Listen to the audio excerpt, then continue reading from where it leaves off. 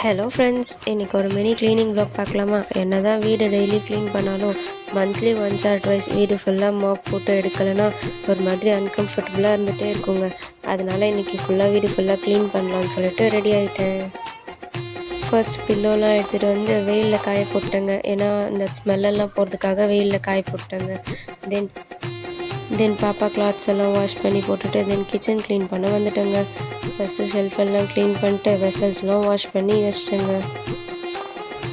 Vessel wash பண்ணதும் sofa cover, bed cover எல்லாத்தையும் ready பண்ணலான்னு சொல்லிட்டு வந்துட்டேங்க.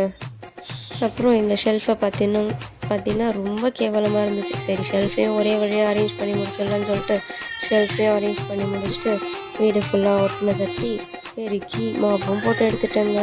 தென் லஞ்ச் சாப்பிட்டு நானும் பாப்பாவும் வழக்கம் போல் ஒரு குட்டி தூக்கத்தை போட்டோம். See you in next vlog. Bye friends.